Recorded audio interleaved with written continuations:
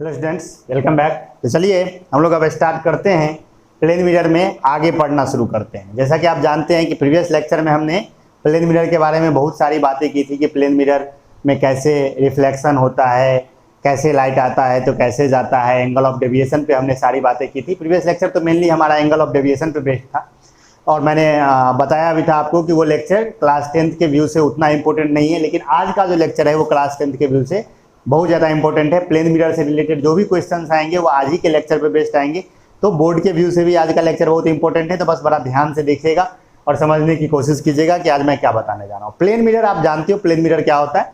Plane mirror एक ऐसा mirror है जिसका रिफ्लेक्टिंग सरफेस फ्लैट है।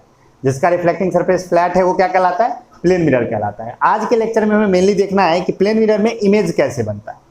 प्लेन मिरर में इमेज कैसे बनता है, उन इमेज की क्या प्रॉपर्टीज होती है, उन इमेज की क्या कैरेक्टरिस्टिक्स होती है, फिर कुछ न्यूमेरिकल के सवाल देखेंगे और फिर लास्ट में हम देखेंगे कि प्लेन मिरर का यूज क्या होता है। और आज का लेक्चर भी समाप्त हो जाएगा और प्लेन मिरर की बातें भी समाप्त हो जाएंगी। तो चलिए शुरू करते हैं हम लोग आज का लेक्चर। आई होप आप सभी घर में होंगे और स्वस्थ होंगे। चलिए बाबू, ठीक है, सुंदर है।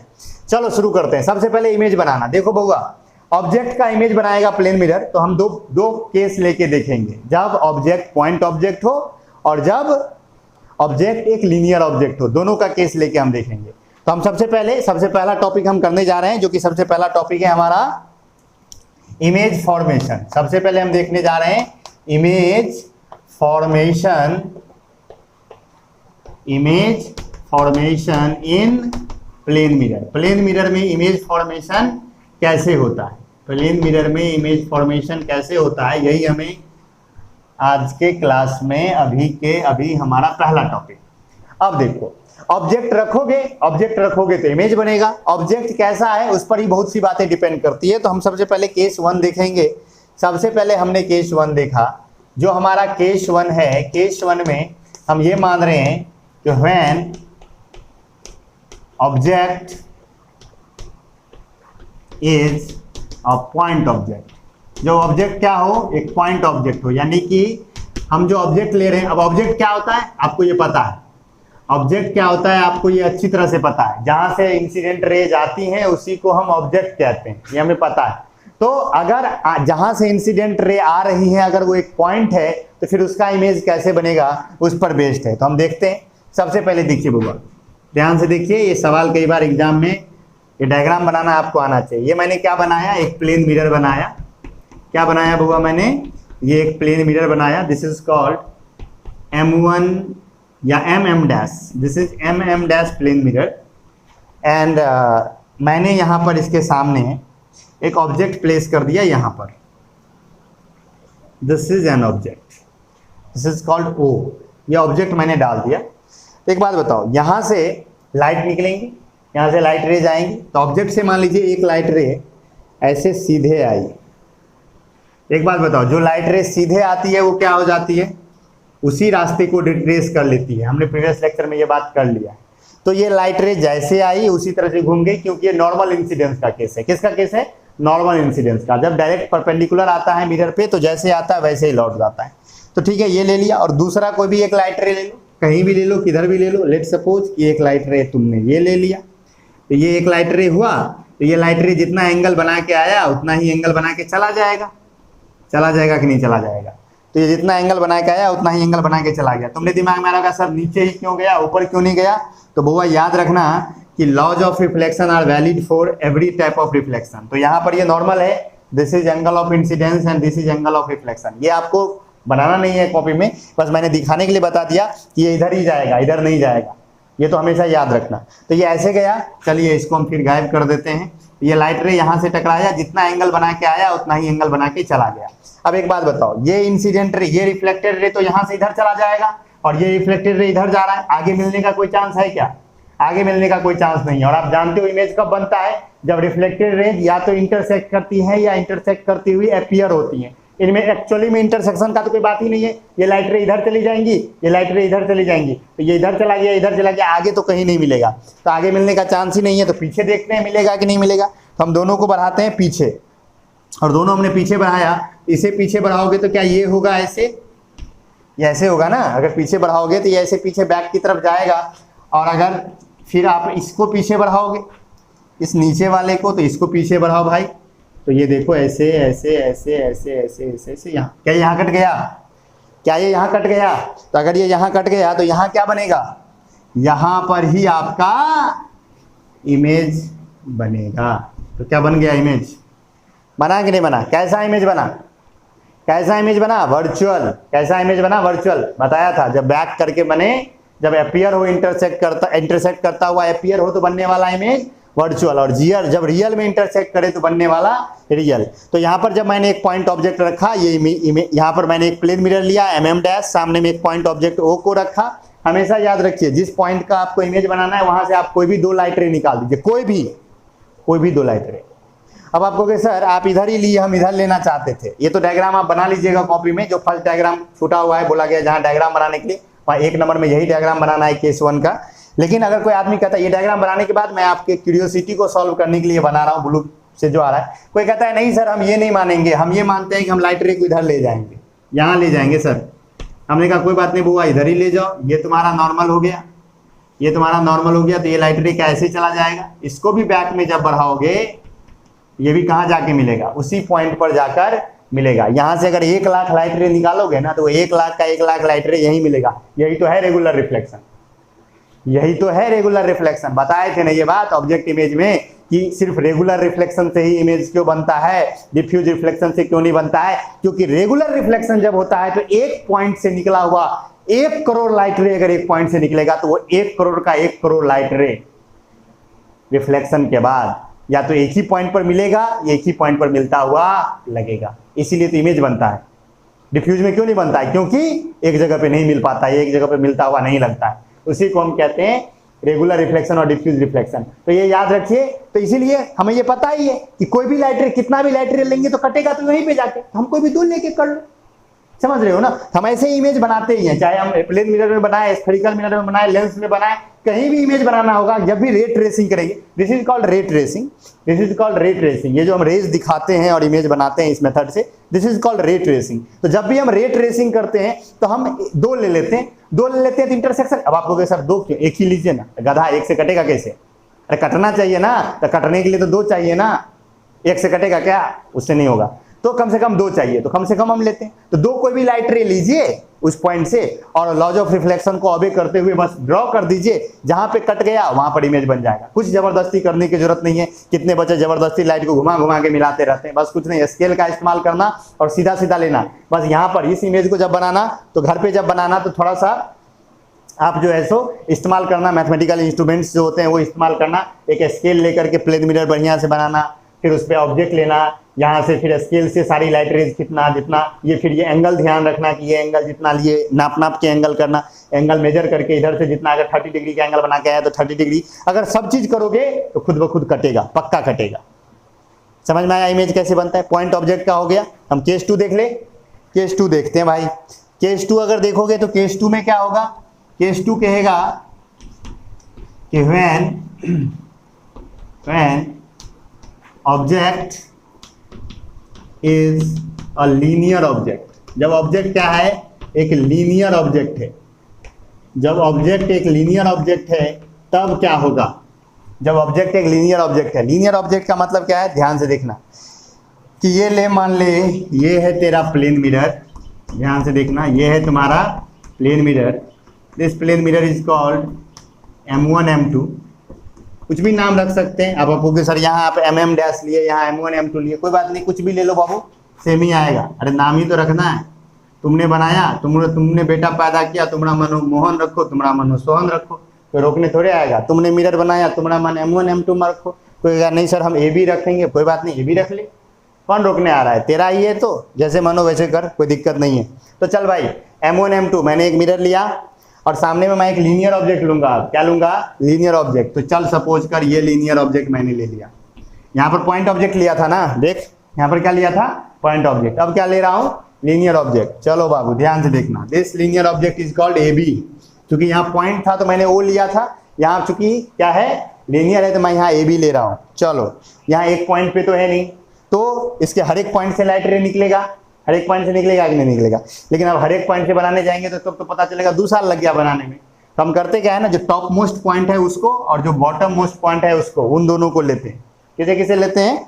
टॉप मोस्ट पॉइंट को और बॉटम मोस्ट पॉइंट को। तो टॉप मोस्ट पॉइंट से लाइट रे निकालो, देखो सीधे निकाल दो एक, तो ये बेचारा तो सीधे जाएगा और सीधे आ जाएगा। इससे भी एक सीधे निकाल दो, ये सीधे जाएगा और सीधे आएगा, ये तो फिक्स है, ये हो गया। लेकिन अब इससे कटने उठने का तो कोई चांस नहीं, ठीक है। अब देखो, अब हमने क्या किया, दूसरा लाइट रे लिया। तो किसी ने कहा कि भाई एक लाइट रे ऐसे ले लेते हैं, ऐसे गया और ये अगर इतना एंगल बना के आया तो ये इतना ही एंगल बना के चला जाएगा। चला जाएगा कि नहीं चला जाएगा? ये ऐसे ही आया और ऐसे ही चला गया। तो पहले पॉइंट से, बी पॉइंट से मैंने दो लाइट रे ट्रेस कर दिया।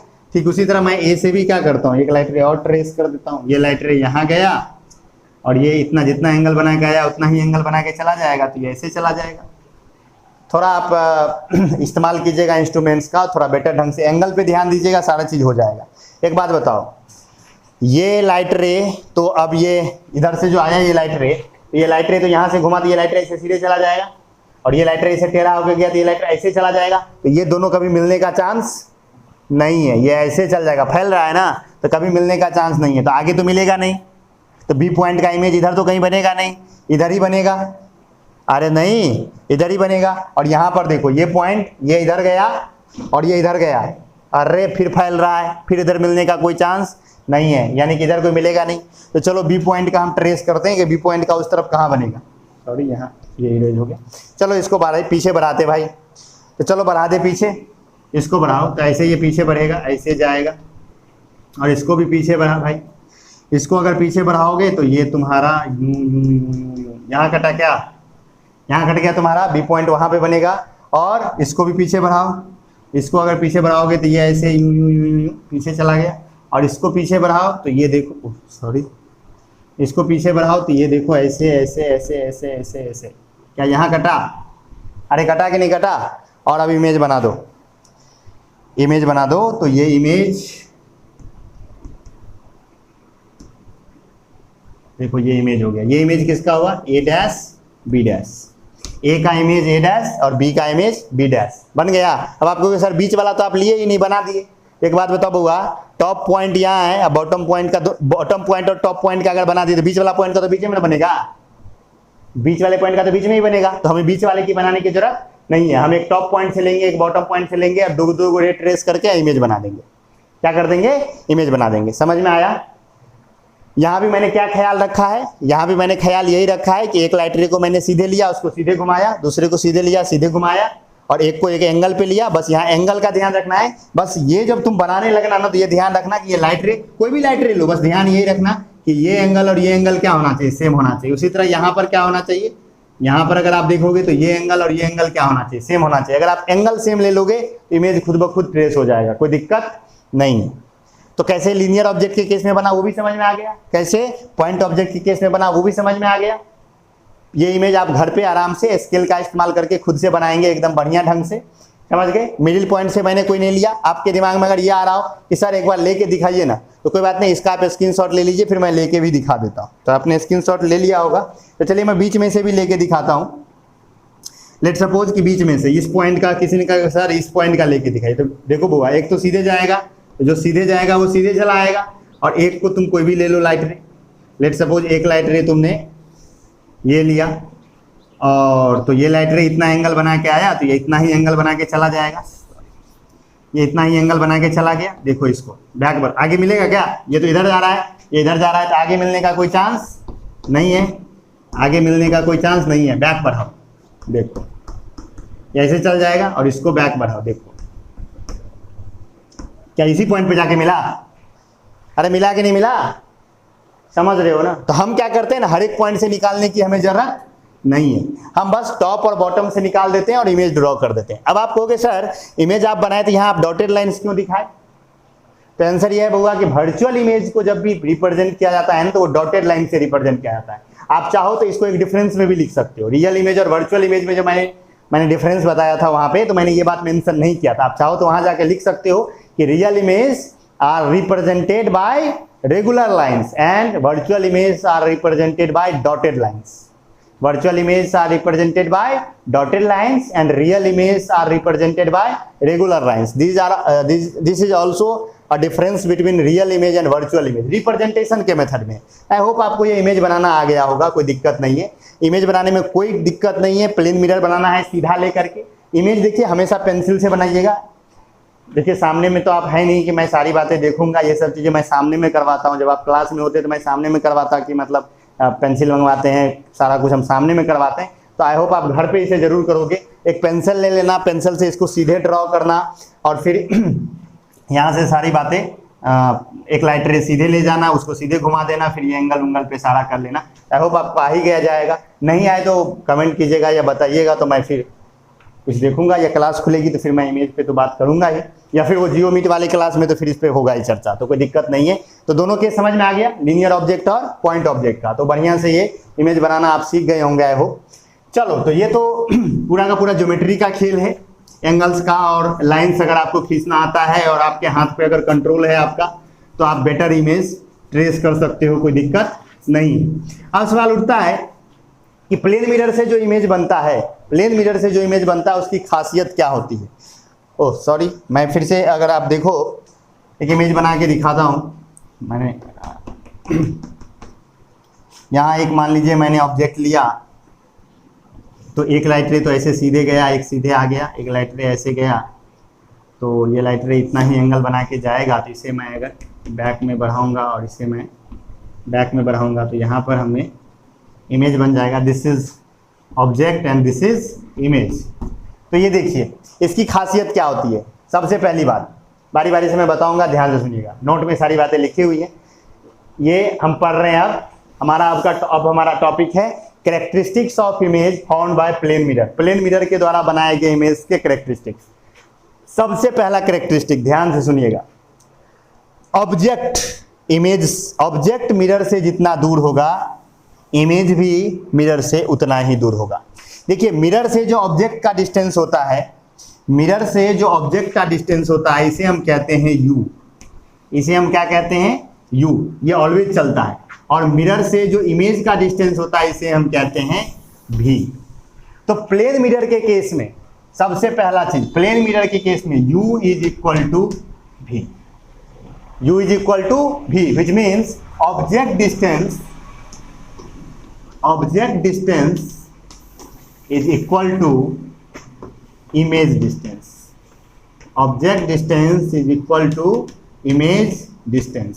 यानी मिरर से जितना दूर ऑब्जेक्ट होगा उतना ही दूर इमेज होगा. यानी अगर आप अपना चेहरा प्लेन मिरर में देखना चाहते हो तो आप प्लेन मिरर के सामने लेट सपोज ऐसे करके खड़े हुए, प्लेन मिरर आपसे 5 मीटर आगे में है, आपके और मिरर के बीच का डिस्टेंस 5 मीटर है, तो जो आपका इमेज बनेगा वो भी 5 मीटर दूर होगा. किससे? इमेज से. किधर बनेगा? इस तरफ कि उस तरफ? उस तरफ, behind the mirror. Behind the mirror, mirror के पीछे बनेगा 5 मीटर दूर. समझ गए बात? तो पहली चीज तो यही याद रखना है कि जो प्लेन मिरर होता है उसमें जो इमेज बनता है, तो ऑब्जेक्ट का मिरर से जितना डिस्टेंस होता है इमेज का भी मिरर से उतना ही डिस्टेंस होता है उस साइड, यानी बिहाइंड द मिरर.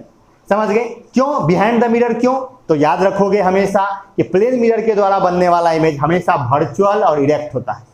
अब वर्चुअल होगा तो इरेक्ट तो होगा ही. हमें ये पता है कि real image is always inverted and virtual image is always erect. Object image में हमने ये पढ़ लिया है. तो प्लेन मिरर के द्वारा बनाया गया इमेज हर एक केस में वर्चुअल है. वर्चुअल कहने का मतलब कि उसमें लाइट रेज रियल में एक नहीं कटेंगी, अपीयर होंगी इंटरसेक्ट करता हुआ, और इसे स्क्रीन पर ऑब्टेन नहीं कर पाएंगे. तो सबसे पहले बात, plane mirror always forms virtual image. Second, erect image. Erect होगा, वर्चुअल होगा तो इरेक्ट होगा ही होगा. नेक्स्ट बात है कि मिरर से जितना दूर ऑब्जेक्ट होगा इमेज भी मिरर से उतना ही दूर होगा. समझ गए? तो virtual, erect and object distance is always equal to image distance. ये दोनों हमेशा बराबर होंगे. ये बात याद रखने की है. अच्छा, आगे चीज ये याद रख लो. और मैंने फिर क्या मैंने कहा, क्या? वर्चुअल. अगला बात मैंने कहा कि वर्चुअल इमेज होगा, इरेक्ट होगा. वर्चुअल होगा और इरेक्ट होगा. तीसरी बात है सेम साइज. तीसरी बात क्या है? Same size. यानी जितना बड़ा ऑब्जेक्ट होगा उतना ही बड़ा इमेज होगा. इमेज ना तो बड़ा होगा ना छोटा होगा. समझ गए? यानी कि मैग्निफिकेशन 1 के बराबर होगा। याद कीजिए मैग्निफिकेशन मैंने बताया था ये रेशियो होता था height of image upon height of object. तो प्लेन मिरर के केस में कोई मैग्निफिकेशन नहीं होता है, जितना बड़ा आप ऑब्जेक्ट डालोगे उतना ही बड़ा आपको इमेज मिलेगा और कोई चेंज होने वाला नहीं है। साइज में कोई ये नहीं कि मिरर के सामने हम एक टेनिस बॉल रखे तो वो फुटबॉल जैसा दिखने लगा, या हमने एक फुटबॉल रखा तो वो टेनिस बॉल जैसे दिखने लगा। यानी कोई बड़ा या छोटा होने का कोई कंसेप्ट यहाँ पे नहीं है। जितना बड़ा आप ऑब्जेक्ट डालोगे इमेज भी उतना ही बड़ा बनेगा। आप जब मुंह लेके जाते हो प्लेन मिरर के सामने तो तुम्हारा जितना बड़ा मुंह होता है उतना ही बड़ा मुंह दिखता है ना, कि बड़ा हो जाता है कि छोटा हो जाता है? ऐसा नहीं होता है बुआ। आप जितना बड़ा आपका चेहरा है उतना ही बड़ा चेहरा दिखता है। यानी ना आपका साइज बड़ा होता है ना छोटा होता है, तो सेम साइज, यानी ऑब्जेक्ट साइज और इमेज साइज ये दोनों जो होगा वो एकदम सेम टू सेम होगा, कोई डिफरेंस दोनों में नहीं होगा। तो 3 बातें हो गई। Virtual erect, object distance is equal to image distance, यानी the distance of image from mirror will be equal to distance of object from mirror. Okay, image is always found behind the mirror, this is also a point कि image हमेशा कहाँ होगा, ये भी चाहो तो मैं लिख सकता हूं, ये भी एक पॉइंट है। बिहाइंड द मिरर हमेशा कहाँ मिलेगा? Behind the mirror. एक बात हमेशा याद रखिए, वर्चुअल इमेज किसी भी मिरर में बने हमेशा बिहाइंड द मिरर होगा। वर्चुअल इमेज जब भी होगा तो वो कहाँ होगा? बिहाइंड द मिरर होगा। और रियल इमेज जब भी होगा तो वो क्या होगा? इन फ्रंट ऑफ द मिरर होगा, मिरर के सामने बनेगा। और वर्चुअल इमेज हमेशा मिरर के पीछे बनता है, क्योंकि अब देखिए बात, रियल इमेज में क्या होता है, लाइट रेज रियली में कटती हैं, तो रियल में कटेंगी तो बाहर में ना कटेंगी। लाइट रेज अगर रियल में कट रही हैं तो लाइट रेज तो बाहर में ही है, मिरर के अंदर में लाइट रेज थोड़ी है, मिरर के अंदर, मिरर के बाहर ना लाइट रेज है। तो जब भी रियल इमेज बनती है तो वो मिरर के सामने बनती है, और वर्चुअल इमेज जब भी बनती है तो मिरर के अंदर बनती है। कहाँ बनती है? मिरर के अंदर बनती है। तो behind the mirror, virtual, erect, same size, object distance is equal to image distance, these are the characteristics. Next characteristic ये है कि प्लेन मिरर जब इमेज बनाता है, प्लेन मिरर जब इमेज बनाता है तो मैं खड़ा हो जाऊं प्लेन मिरर के सामने जा करके, तो जो मेरा लेफ्ट है वो मेरे इमेज में राइट हो जाएगा, और जो मेरा राइट है वो इमेज में लेफ्ट हो जाएगा। ये बात ध्यान देने की है, ये बहुत इंपॉर्टेंट पॉइंट है। जब आप, एक बात बताओ, जब आप कभी अगर आप मिरर के सामने बैठकर खाना खाए हो जिंदगी में, बचपन में कभी खाया होगा, तो वो लगता है अरे हम बाएं हाथ से खा रहे हैं। आप खाते रहते हैं दाएं हाथ से, लेकिन आपको लगता है अरे हम बाएं हाथ से खा रहे हैं। क्यों? क्योंकि प्लेन मिरर जो होता है वो करता क्या है? लेफ्ट को राइट और राइट को लेफ्ट कर देता है। क्या कर देता है? लेफ्ट को राइट और राइट को लेफ्ट कर देता है। इसे कहते हैं लेटरल इन्वर्जन। इसे क्या कहते हैं हम? Lateral inversion. डिफाइन किया गया है, नोट में डिफिनीशन है, मौजूद है, चिंता मत कीजिए, पहले आप यहां समझने पे कंसंट्रेट कीजिए। मैं ये कह रहा हूं कि प्लेन मिरर के से जब इमेज फॉर्मेशन होता है तो ऑब्जेक्ट का जो लेफ्ट पोर्शन है वो इमेज का राइट पोर्शन हो जाता है, और इमेज का जो ऑब्जेक्ट का जो राइट पोर्शन है वो इमेज का लेफ्ट पोर्शन होता है। This change of lateral side, this is called lateral side. देखिए, lateral and vertical, you have to know it. Lateral means this, vertical means this. ये जो मेरा हाइट है वो मेरा वर्टिकल है, और ये जो मेरा हाथ का ऐसे मैंने फैलाया है ना, this is lateral and this is vertical. तो प्लेन मिरर के केस में वर्टिकल सेम रह जाता है।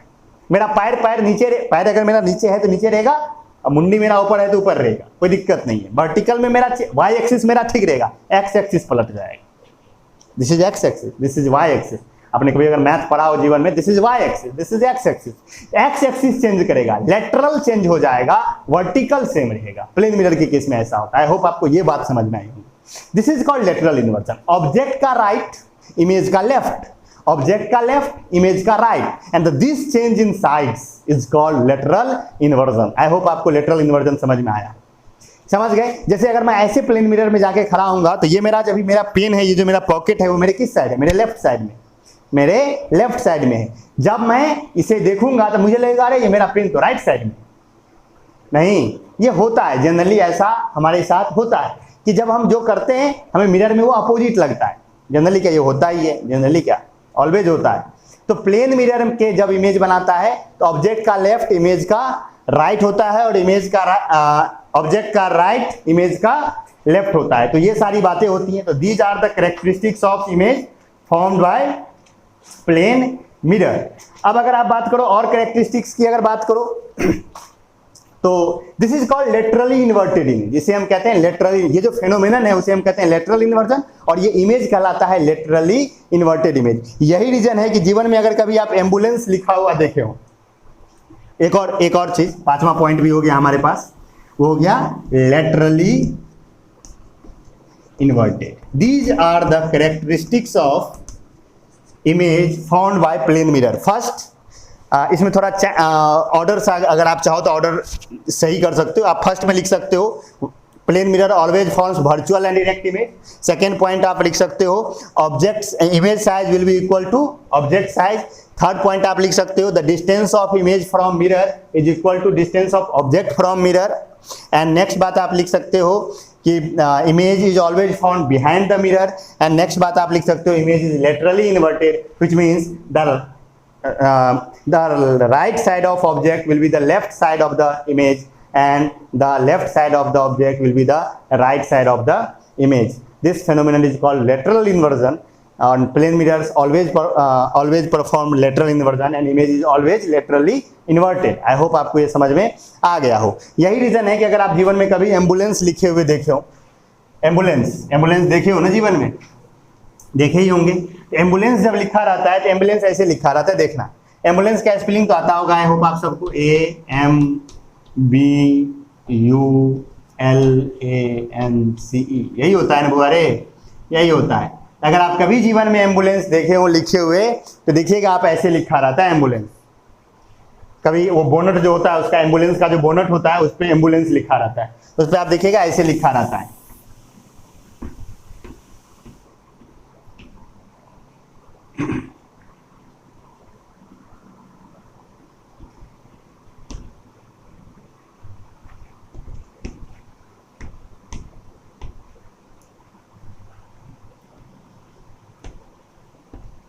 ऐसे लिखा रहता है एम्बुलेंस। इस एम्बुलेंस को अगर आप क्या करोगे, ऐसे मिरर में देखोगे ना तो ये सीधा दिख जाएगा।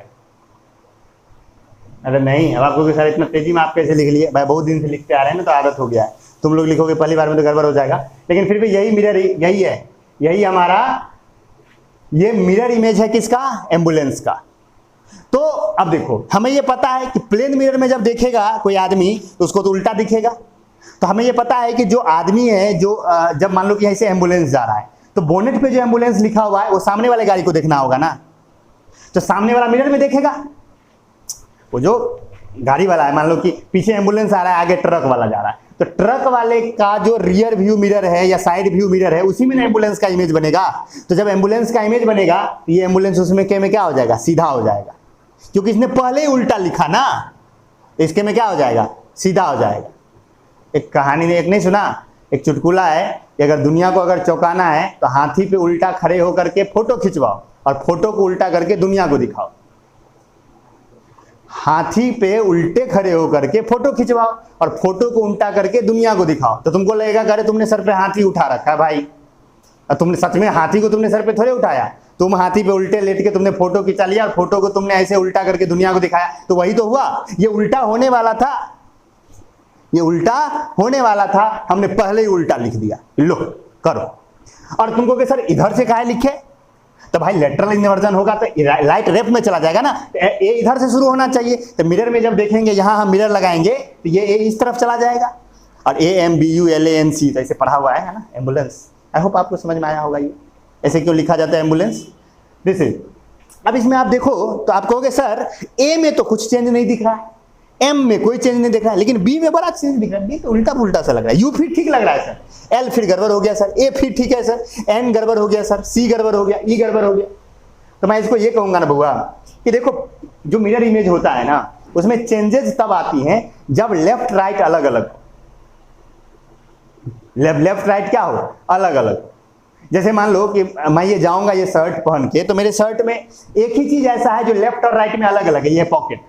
अगर मैं ये पॉकेट निकाल दूं तो मेरा लेफ्ट और राइट सेम टू सेम है, तो अगर मैं पॉकेट हटा दूं तो लेफ्ट राइट हो, राइट लेफ्ट, तो क्या फर्क पड़ता है, नहीं कोई फर्क नहीं पड़ता है। तो सीख वही बात है, अगर आप देखो तो दिस इज कॉल्ड लेटरली, देखिए इसमें लेटरल इन्वर्जन हो रहा है, तो अगर दोनों तरफ सेम ही हो, लेफ्ट राइट सेम ही हो, तो डिफरेंस नहीं पता चलेगा, समझ रहे बात। जैसे आप ए को देखिए, सॉरी मैं दूसरे कलर से आपको दिखाता हूं। जैसे आप ए को देखिए, ए का लेफ्ट और राइट एक जैसा है, एम का लेफ्ट और राइट क्या है, एक जैसा है। क्या बी का लेफ्ट राइट एक जैसा है, नहीं है। यू का फिर लेफ्ट और राइट एक जैसा है, एल का नहीं है। ए का फिर है, एन का नहीं है, सी का नहीं है, ई का नहीं है, नहीं बी का नहीं है। तो देखिए जिसका लेफ्ट राइट एक जैसा होगा उनमें लेटरल इन्वर्जन का असर नहीं दिखेगा, उन अक्षरों में लेटरल इन्वर्जन का असर नहीं दिखता है। ठीक है, एनटीएससी का अगर आप एग्जाम देने का प्लान बना रहे हैं क्लास 10 के बाद, तो इससे रिलेटेड मैथ में क्वेश्चन आता है मिरर इमेज पे, मिरर इमेज पे लाइट का क्वेश्चन आता है। अब आपको सर कैसे करेंगे, बड़ा एकदम घटिया सा होता है भाई, आराम से कॉपी पे दबा दबा के लिख दो और कॉपी पलटा के देख लो कैसा दिखेगा, मिरर इमेज दिख जाएगा, उल्टा सिंपल सा तो बात, कोई दिक्कत है नहीं। लेकिन फिर भी याद रखिएगा कि जो हमारे 26 अल्फाबेट्स है, मैं इसे अगर इरेज करूं, मैं 26 अल्फाबेट्स लिख के दिखाता हूं आपको। अल्फाबेट लिखना आता है ना, आता ही होगा नहीं, अल्फाबेट 26 नहीं है, लेटर 26 है, अल्फाबेट तो एक ही है भाई। ये भी एक फंसाने वाला क्वेश्चन है, किसी को अल्फाबेट कितने है, ओके 26, ये बेवकूफ, अल्फाबेट एक ही है, लेटर 26 है उसमें नहीं। तो देखिए ए जो है वो सिमेट्रिक है, जो सिमेट्रिक होगा उसमें हमें नहीं दिखेगा, तो ये लेटरल सिमेट्रिक है तो ये ठीक होगा। बी में गड़बड़ हो जाएगा, सी में गड़बड़ हो जाएगा, डी में गड़बड़ हो जाएगा, ई में गड़बड़ हो जाएगा, एफ में भी गड़बड़ हो जाएगा, जी में गड़बड़ हो जाएगा, एच देखिए एच सेम रह जाएगा, आई सेम रह जाएगा, देखो आई को बांटोगे तो 2 इक्वल हाफ होगा ना, जे गड़बड़ हो जाएगा, के गड़बड़ हो जाएगा, एल गड़बड़ हो जाएगा, एम ठीक रहेगा, देखो एन गड़बड़ हो जाएगा, ओ ठीक रहेगा, पी गड़बड़ हो जाएगा, क्यू गड़बड़ हो जाएगा, आर गड़बड़ हो जाएगा, एस अगर देखो तो एस में भी गड़बड़ हो जाएगा, टी में सेम रह जाएगा क्योंकि टी फिर ठीक है, टी में भी ये है, टी यू सेम रह जाएगा, भी सेम रह जाएगा, डब्लू सेम रह जाएगा, एक्स सेम रह जाएगा, वाई गड़बड़ हो जाएगा, जेड गड़बड़ हो जाएगा। ये मैंने सारे के सारे अल्फाबेट्स लिख के दिखाए, मैं मेरे इसका मिरर इमेज लिख के दिखाता हूँ आपको। एक बात बताओ, क्या ए के लेफ्ट और राइट एक जैसे हैं? क्या ए का लेफ्ट और राइट एक जैसा है बउआ? बिल्कुल, ए का लेफ्ट राइट एक जैसा है, तो ए जो होगा वो ए जैसा ही रह जाएगा। बी देखो, बी का लेफ्ट राइट तो एक जैसा है नहीं, तो बी का जो ये राइट है वो लेफ्ट में चला जाएगा, तो बी ऐसे पलट के लिखा जाएगा नहीं। सी का भी पलट दो तो सी आपका ऐसा हो जाएगा, डी आपका ऐसा हो जाएगा, ई आपका ऐसा हो जाएगा, एफ आपका ऐसा हो जाएगा, जी आपका जी ऐसे लिखाता है, सॉरी अरे जी आपका कैसा हो जाएगा, ऐसा हो जाएगा भाई, ऐसा हो जाएगा।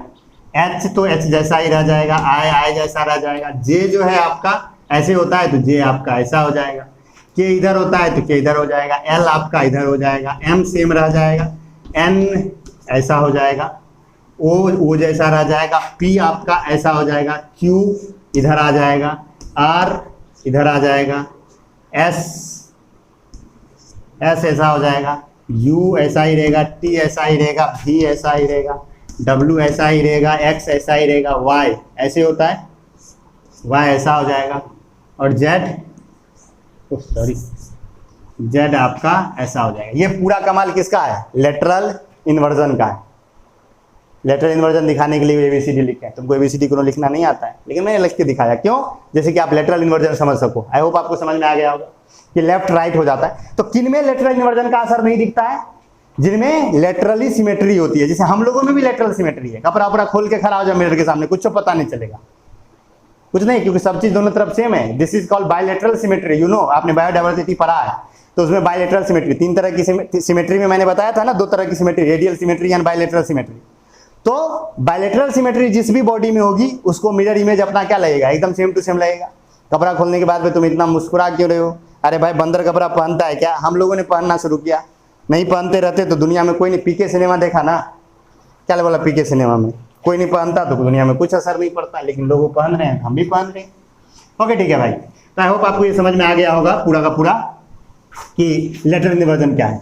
तो ये सारे कैरेक्टरिस्टिक थे किसके? ये सारे कैरेक्टरिस्टिक थे प्लेन मिरर के द्वारा बनने वाले इमेज के। क्या क्या? मैं फिर से बोल रहा हूँ, प्लेन मिरर के द्वारा बनने वाला इमेज हमेशा virtual, erect, behind the mirror, same size, object distance image distance बराबर बराबर और लेटरली इन्वर्टेड।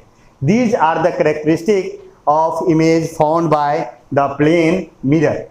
आई होप आपको ये समझ में आ गया होगा। अब अगर हम आगे बात करें कि कितना इमेज बनता है, तो एक ऑब्जेक्ट है तो एक इमेज बनेगा, दो ऑब्जेक्ट है तो अपना अपना इमेज बनेगा, सबका अपना अपना इमेज बनेगा। सिंपल सी बातें हैं।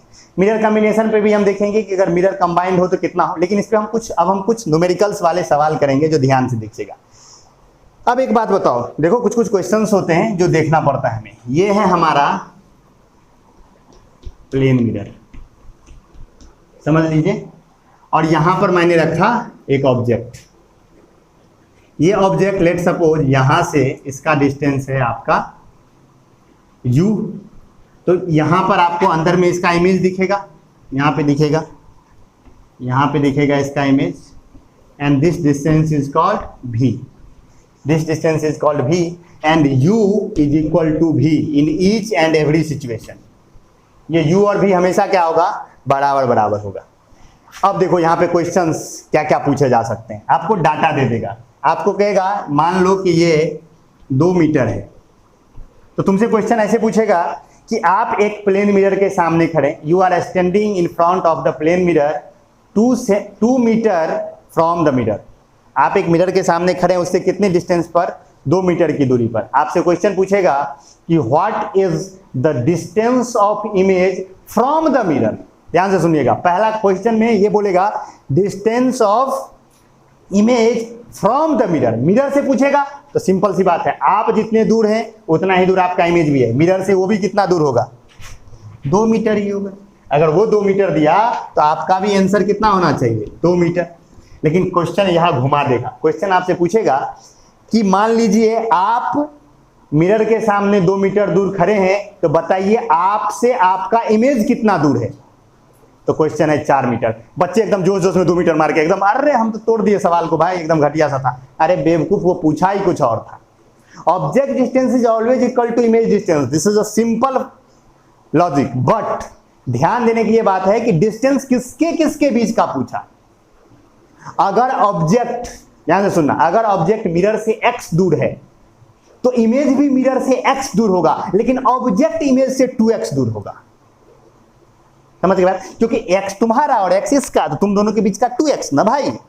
आया समझ में, समझ में आया? पक्का इस तरह के सवाल में नहीं फंसोगे। पहला यही सवाल होता है कि आपसे इमेज से आपका ऑब्जेक्ट से मिरर से आपका डिस्टेंस दे देगा या मिरर से ऑब्जेक्ट का डिस्टेंस दे देगा, और क्वेश्चन पूछेगा। क्वेश्चन पूछ सकता है 2 तरीके से। पहला क्वेश्चन ये पूछ सकता है कि find the distance of image from the mirror. अगर फ्रॉम द मिरर लिखा है तो मतलब है कि जितना दूर ऑब्जेक्ट है उतना ही दूर इमेज होगा, सेम सेम आंसर हो जाएगा। लेकिन अगर distance of image from object पूछ दिया तो आप गलती मत कीजिएगा, आप याद रखिएगा कि आप डबल कर दोगे, क्योंकि आधा इस ये और ये दोनों मिला हो जाएगा।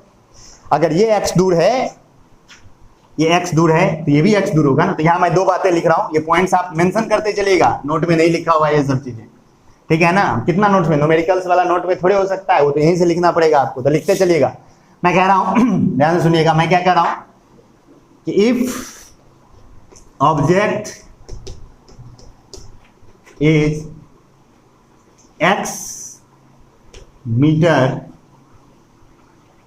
फ्रॉम मिरर, अगर ऑब्जेक्ट कितना दूर है, मिरर से x मीटर दूर है, देन यहां पर मैं 2-3 बातें लिख रहा हूं जिसे आप ध्यान से देखिएगा। पहला point, distance of image, distance of image from mirror, distance of image from mirror, this is equal to x, this is equal to x, because object is x, तो इमेज भी कितना दूर, x। एंड सेकेंड, आपसे question पूछ सकता है distance between object and image, object and image. आपसे question पूछ सकता है कि बताओ ऑब्जेक्ट और इमेज के बीच का डिस्टेंस कितना होगा, सीधे लिख देना 2x। समझ गए? जब आप दोनों यानी इमेज ऑब्जेक्ट में सीधे डील करने लगे तो डबल कर देना, और अगर इमेज मिरर से करे तो ये कर देना। कर लोगे ये सवाल, एकदम आसान है। ये हो गया पहला, ये पहला टाइप, ये केस 1 था, लिख लीजिए इसको, ये केस 1 डाल के देना। केस 1 डाल के ये पहला टॉपिक आपका हो गया। कब? ये डिस्टेंस पर सवाल है। अब आपसे सेकंड केस 2 देखोगे। केस 2 में क्या देगा? देखिए मैं केस 2 भी करके दिखाता हूं आपको, स्क्रीनशॉट लेते चलिएगा अगर आप लिख नहीं रहे हैं तो। अब अगर आप देखिए आगे बढ़ते हैं, केस 2। केस 2 में क्या होगा? आपसे क्या कहेगा ना कि देखो बेटा ऐसा है कि यहाँ मिरर है। तुमने कहा हाँ भैया है, क्या दिक्कत है, और यहाँ पर तुम्हारा ऑब्जेक्ट है और ये ऑब्जेक्ट यहाँ से कुछ डिस्टेंस दूर है, लेट सपोज x दूर है। तो तुम कहोगे कोई दिक्कत नहीं है, इमेज भी मेरा कितना दूर होगा, यहाँ से x ही दूर होगा ना। ऑब्जेक्ट डिस्टेंस इमेज डिस्टेंस हमेशा क्या होता है? बराबर बराबर होता है। तो ये मेरा ऑब्जेक्ट है, तो ये मेरा इमेज है। आपसे क्वेश्चन क्या पूछेगा, ध्यान से सुनिए। अब क्या करेगा ना, ऑब्जेक्ट को मूव करवाना शुरू करेगा। केस 2 में आपसे ऑब्जेक्ट इज मूविंग। अब ऑब्जेक्ट मूव कर रहा है भाई, object is moving, mirror fixed है, मिरर को हम कुछ नहीं कर रहे हैं, मिरर जहां है वही है, मिरर को मैं घुमा फिरा नहीं रहा हूं, मिरर फिक्स है और ऑब्जेक्ट मूविंग है। चल भाई एक बात सोच, लेट सपोज तुम यहाँ खड़े हो और मिरर वहां है और तुम दोनों के बीच का डिस्टेंस मान लो 5 मीटर है, तो तुम्हारा इमेज भी अंदर में 5 मीटर दूर खड़ा है। एकदम बिल्कुल सिंपल है, तुम दोनों के बीच का डिस्टेंस 10 मीटर। हाँ, तुम 5 मीटर दूर है तो इमेज 5 मीटर अंदर है, तुम दोनों के बीच का डिस्टेंस 10 मीटर। एकाएक तुम्हारा मन ऐसा होता है कि तुम 1 मीटर आगे बढ़ जाते हो। तो अब मिरर से तेरा डिस्टेंस कितना रहा? मिरर से तुम्हारा डिस्टेंस कितना रहा? 4 मीटर। तुम्हारा इमेज भी 1 मीटर आगे बढ़ जाएगा, तो कितना रह जाएगा? उसका भी 4 मीटर। तो अब तुम दोनों के बीच का डिस्टेंस कितना रह गया? 8 मीटर। यानी तुम्हारे 1 मीटर चलने से तुम्हारे और तुम्हारे इमेज के बीच का डिस्टेंस 2 मीटर घटता है, क्योंकि 1 मीटर तुम चलते हो, 1 मीटर तुम्हारा इमेज चलता है। आई होप समझ में आया होगा। ये भी एक, इस पे भी सवाल हो सकता है कि object, if object move x, then distance between object and image changes by 2x. This is the point, you should not done it. ऐसे लिख लो कि if object moves x, mirror fix है, या मैं क्या लिख रहा हूं, फिर से मैं यहां लिख देता हूं ध्यान से। if object moves x, oh sorry, moves x, then distance between object and image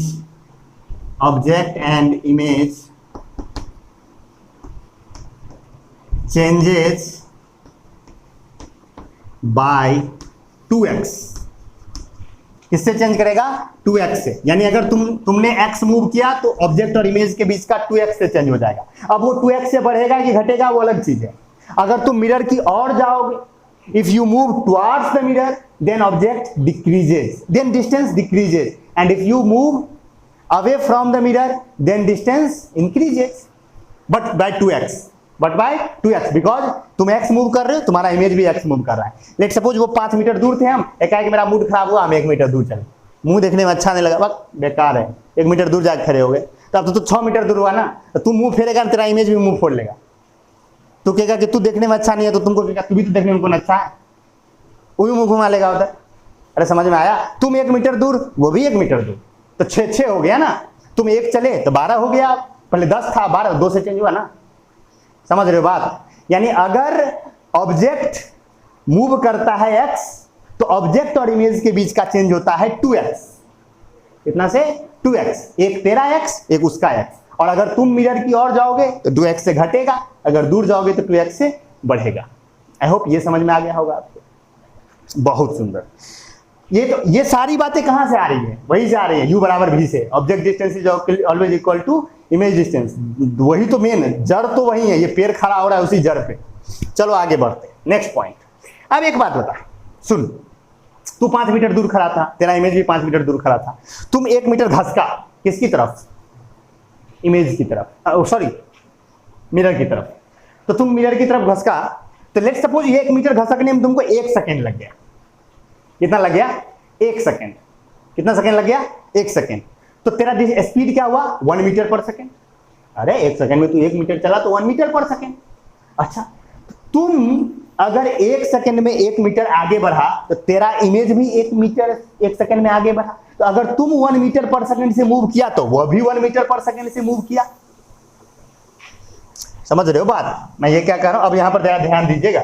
मैं ये कह रहा हूं बाबू कि अगर ये इमेज ऑब्जेक्ट इधर की ओर चलना शुरू करता है VO से, VO मतलब स्पीड ऑफ ऑब्जेक्ट या वेलोसिटी ऑफ ऑब्जेक्ट, तो ये इमेज भी इधर चलना शुरू करेगा किससे?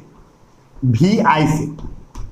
ऑब्वियस है, तुम मूव करोगे तो तुम्हारा इमेज भी मूव करेगा। लेकिन कंसेप्ट यहां ये है कि VO is equal to VI, यानी जो ऑब्जेक्ट का स्पीड होगा वही इमेज का स्पीड होगा। लेकिन अगर आप वेलोसिटी के टर्म में देखो तो इसे आप दोनों पे अगर वेलोसिटी लगाओगे तो इसमें माइनस साइन लग जाएगा। अब आप कहोगे सर माइनस साइन क्यों लगाए सर? क्योंकि डायरेक्शन अपोजिट है। ये अगर इधर गया तो ये इधर गया, जस्ट अपोजिट ना। अरे नहीं, यहां मिरर लगा, तू मिरर की ओर गया तो वो इधर की ओर आया ना, तो अपोजिट ना। तू इधर भागेगा तो वो भी उधर भाग जाएगा। तो मिरर के साथ तू खड़ा था, तू एकाएक ऐसे तेरा मूड खराब हुआ, तू इधर घुमा, अब 5 मीटर पर सेकंड से दौड़ना शुरू किया, तेरा इमेज भी उधर 5 मीटर पर सेकंड से दौड़ना शुरू कर देगा। अरे नहीं, तुम 5 से दौड़ा, वो भी 5 से दौड़ा, सेम ही रहा, लेकिन क्या रहा? क्या अपोजिट? स्पीड तो सेम, क्या अपोजिट? डायरेक्शन। तो अब तुम जानते हो कि जब स्पीड सेम हो और डायरेक्शन अपोजिट हो तो माइनस साइन लगता है ना। ये 9th में पढ़ा था ना भाई, पढ़ाए थे इतना मेहनत से, वेक्टर वेक्टर सब चीज तो याद होगा ना। ये पढ़ा होगा आपने, जहां कहीं पढ़ा होगा तो अपने वेक्टर वेक्टर तो पढ़ा ही होगा। तो समझ गए बात? यानी अब यहां देखिए, यहां पे क्या हमने निकाला? यहां हमने ये निकाला कि अगर ऑब्जेक्ट भी स्पीड से मूव करेगा तो इमेज भी स्पीड से मूव करेगा। If object move with speed v, then image also move with speed v, but in opposite direction. किस डायरेक्शन में? अपोजिट डायरेक्शन में। यहां आप पॉइंट याद करने की है। यहां भी तुम चाहो ना तो अपने किसी दोस्त को घुमा सकते हो। तुम कहना देखो क्वेश्चन कैसे घुमा सकते हो, या किसी से पूछोगे ऐसे माथा घुमाया जा सकता है किसी भी आदमी का। तुम ये कहोगे कि हम मिरर के सामने खड़े थे, उसने कहा ठीक है खड़े थे, एकाएक हम 3 मीटर पर सेकंड से चलने लगे, तो बताओ मेरा इमेज किधर जाएगा? 3 मीटर। वो कहेगा वो भी 3 मीटर पर सेकंड से। हम कहे कि हम पूरब की ओर गए तो मेरा इमेज किधर जाएगा? तो कहेगा वो पश्चिम की तरफ। कोई जरूरी नहीं है। तो कैसे भाई? यहाँ मिरर है, यहाँ हम है, यहाँ देख, यहाँ मिरर है, यहाँ हम इधर चलने लगे तो मेरा इमेज भी इधर चलने लगेगा, तो डायरेक्शन सेम ही रह गया ना। यानी मिरर के पैरेलल अगर चलोगे तो डायरेक्शन अपोजिट नहीं होगा, परपेंडिकुलर चलोगे तब डायरेक्शन अपोजिट होगा। ये भी पॉइंट याद रखनी। डायरेक्शन भी मैंने रखता है। अगर आप मिरर के परपेंडिकुलर में दौड़ते हो, स्पीड तो हर एक केस में सेम रहेगा, स्पीड में कोई दिक्कत नहीं, स्पीड हर एक केस में सेम रहेगा, लेकिन डायरेक्शन का खेल तब होगा अगर तुम सोचो ना, तुम मिरर के पैरेलल में चलने लगा। पैरेलल समझते हो ना, इसकी लाइन में, तो मिरर के पैरेलल में चलने लगा तो तेरा इमेज भी मिरर के पैरेलल में चलने लगा, बात खत्म। स्पीड सेम, डायरेक्शन भी सेम। लेकिन अपोजिट कब होगा? जब परपेंडिकुलर में तुम मिरर से दूर भागने लगा तो तू भी दूर भागने लगा। तो जनरली तुम्हारे लेवल पे जो क्वेश्चंस आते हैं ना, वो पैरेलल वाले नहीं आते, परपेंडिकुलर वाले ही आते हैं, इसीलिए डायरेक्शन अपोजिट ही होता है। लेकिन अगर कहीं पर हायर एग्जाम हो तो क्या ये ऑलवेज होता है? डायरेक्शन क्या हमेशा अपोजिट होता है? तो हम कहेंगे नहीं, वो डिपेंड करता है कि हम मिरर के पैरेलल में चल रहे हैं कि मिरर के परपेंडिकुलर में। अगर मैं मिरर के पैरेलल में चलूंगा तो मेरा डायरेक्शन भी सेम होगा, स्पीड भी सेम होगा। समझ गए? और अगर मैं किस में चलूंगा? परपेंडिकुलर में चलूंगा तो मेरा स्पीड उसका स्पीड सेम तो होगा, लेकिन डायरेक्शन अपोजिट होगा। ये सब बातें अपनी अपनी भाषा में लिखते चलना कॉपी में, समझ गए ना? सो ठीक है, आई होप आपको समझ में आया होगा। तो यानी इफ, यहाँ पॉइंट याद रखने की है, मैं यहाँ लिख देता हूँ, स्क्रीनशॉट लोगे तो आपके लिए बेटर रहेगा। यहाँ लिख देता हूँ, if object moves with speed v, then image also moves with speed v, but direction is opposite। Direction क्या हो जाएगा? अपोजिट हो जाएगा। डायरेक्शन अपोजिट हो जाएगा। लेकिन इसमें आप याद रखिएगा मूवमेंट परपेंडिकुलर में होगा, पैरेलल में स्पीड सेम रहेगा, डायरेक्शन भी सेम रहेगा। ये बात आप खुद से लिख लोगे। चलो आगे बढ़ जाते हैं, ये भी समझ में आ गया हमें। अच्छा यहाँ भी खेल कर लेगा। क्या खेल करेगा आप देखो, तुमसे कहेगा एक मिरर है भैया, हम कहेंगे हाँ मिरर है। कहेगा हम उसके सामने 2 मीटर पर सेकंड से मिरर की ओर दौड़ने लगे। हमने कहा ठीक है दौड़ो, दौड़ रहा है। पूछेगा what is the speed of image, हम कहेंगे 2 मीटर पर सेकंड, क्योंकि हम 2 से दौड़े तो इमेज भी 2 से दौड़ा। लेकिन यहीं पर अब खेल हो जाता है। आपसे पूछेगा कि a boy is running in front of the plane mirror with a speed 2 metre per second, find the speed of image with respect to mirror. देखो ध्यान से, मिरर के रिस्पेक्ट में इमेज का स्पीड पूछेगा तो वही होगा जो वो बउआ दौड़ रहा है, जो वो बॉय दौड़ रहा है, जो आदमी दौड़ रहा है, जो लड़की दौड़ रही है, जो भी दौड़ रही है, घोड़ा कुत्ता गधा बिल्ली जो दौड़ रहा है, वो जितना स्पीड से दौड़ रहा है उतना ही स्पीड से उसका इमेज भी दौड़ेगा, अगर मिरर के रिस्पेक्ट में है तो। लेकिन क्वेश्चन यहीं पर घुमा देता है और क्वेश्चन पूछता है find the speed of image with respect to object, तो डबल हो जाएगा। याद रखना जब भी with respect to object object object दिखे डबल डबल डबल, डिस्टेंस में भी डबल हुआ था, स्पीड में भी डबल होगा। ऐसे समझ में। जैसे आपसे क्वेश्चन पूछ दिया कि क्वेश्चन क्या पूछेगा, देखो यहाँ से बड़ा बढ़िया क्वेश्चन होता है कि एक प्लेन मिरर लगा हुआ है और एक सामने में एक बालक है, वो 5 मीटर पर सेकंड से प्लेन मिरर की ओर दौड़ता है, तो बताइए उसका इमेज उस बालक के रिस्पेक्ट में कितने स्पीड से दौड़ेगा। हम कहेंगे 10 मीटर पर सेकंड से, क्योंकि आप जानते हो कि रिस्पेक्ट का खेल जब भी होता है तो जिसके रिस्पेक्ट में होता है उसको उसका वेलोसिटी छीन के हम उसको दे देते हैं पलट करके। रिलेटिव वेलोसिटी में मैंने सिखाया था। तो यहां पर क्या कर रहा है, इमेज का स्पीड बउआ के रिस्पेक्ट में, बॉय के रिस्पेक्ट में, तो बॉय तो 5 से दौड़ रहा है, उसका 5 छीनो, पलटो और उसको दो। ये तो पलटा हुआ है ही, पलटा हुआ और दोगे तो 5 उसके पास 10 हो जाएगा ना। अरे रिलेटिव वेलोसिटी का कंसेप्ट याद होगा, 9th का कॉपी खोल के एक बार पढ़ लो। समझ गए बात, ये सारी बातें समझ गए। तो ये भी सवाल बनता है, न्यूमेरिकल्स ये सब आते हैं जनरली। तो मिरर फिक्स पे और ऑब्जेक्ट मूविंग पे सवाल हो सकता है, डिस्टेंस पर बेस्ड, स्पीड पर बेस्ड, इन दोनों पे बेस्ड। आई होप आप ये सवाल सब बना लोगे। सवाल बनाओगे तो कोई दिक्कत होगी तो फिर जब हम लोग न्यूमेरिकल क्लास करेंगे तो उसमें आ ही जाएगा। अब एक बात क्या हो सकता है कि ऑब्जेक्ट को फिक्स कर देगा, इमेज को मूविंग कर देगा। ये भी होता है। आपको क्या फिक्स कर देगा, ऑब्जेक्ट को फिक्स कर देगा और ऑब्जेक्ट को फिक्स कर देगा और मिरर को ही मूविंग कर देगा। ये भी होता है। आपको ऐसा आ जाएगा क्या, मिरर इज मूविंग। क्या आ जाएगा, मिरर इज मूविंग। अब मिरर ही दौड़ेगा। अब देखो जरा ध्यान से यहां भाई, ये हमारा हो गया बउआ ऑब्जेक्ट और ये हो गया मेरा मिरर। ठीक है, कहेगा मिरर ही इधर जा रहा है VM से। VM मतलब स्पीड ऑफ मिरर, इधर की ओर जा रहा है। तो पूछेगा कि बताइए इमेज का स्पीड। क्या पूछेगा, इमेज का स्पीड।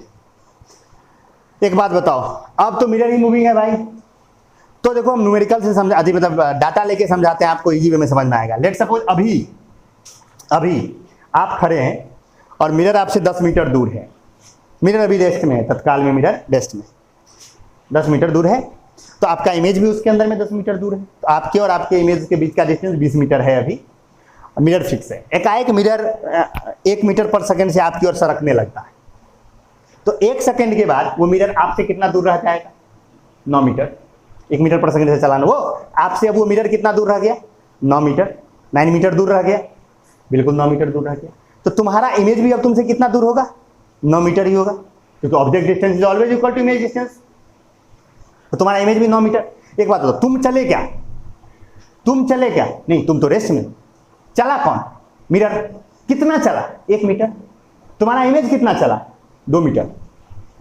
तब ना तेरा डिस्टेंस 2 मीटर घट गया। पहले 20 था ना, अब 18 ये है। अरे पहले 20 था, अब 18 है, तो 2 का डिक्रीज आया ना। तो ये 2 का डिक्रीज कौन लाया, इमेज चल के लाया।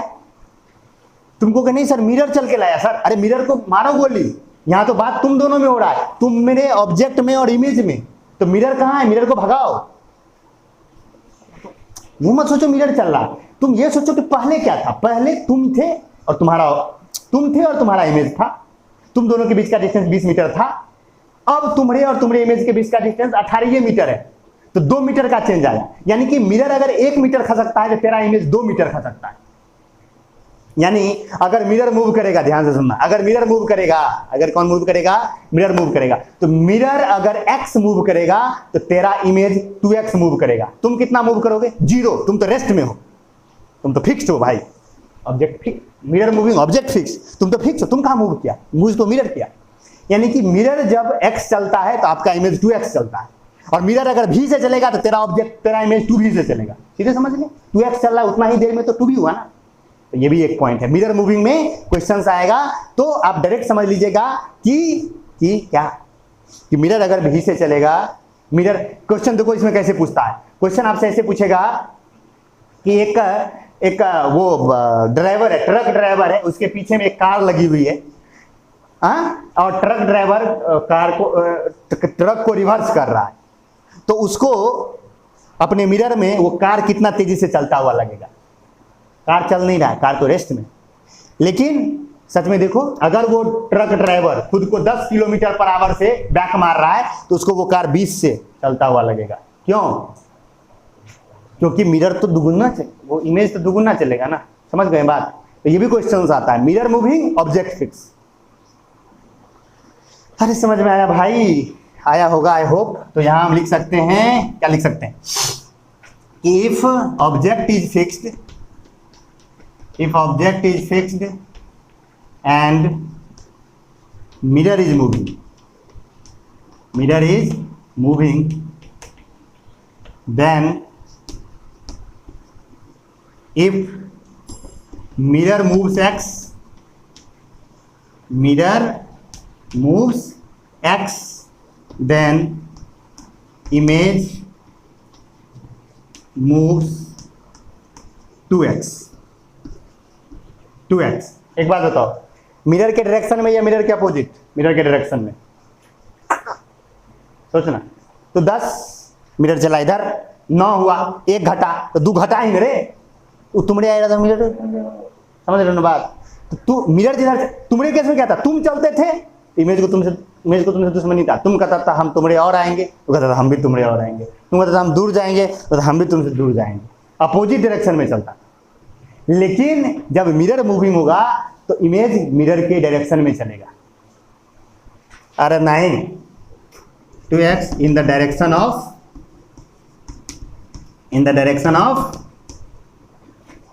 मिरर। किसके डायरेक्शन में? मिरर के डायरेक्शन में। और तुम यहां लिख सकते हो कि velocity of image is equal to 2vm, यानी ऑब्जेक्ट का, इमेज का जो स्पीड होगा वो इमेज मिरर के स्पीड का डबल होगा। ये भी एक सवाल आ गया। आई होप आपको ये सब सवाल बनाओगे। ये सब तो शायद वो उसमें एस्टाम सब का तो औकात है नहीं कि ये सब पूछेगा। एस्टाम मल्होत्रा सब में ये सब रहता है, या कोई एग्जाम वाला बनाओगे तो उसमें आ जाएगा। आई होप आपको ये सारी बातें समझ में आई होंगी। इसी तरह का क्वेश्चन आता है, ये बातें होंगी। हाँ, एक बात और, मिरर अगर तुम्हारे पैरेलल में चलने लगे कुछ नहीं होगा।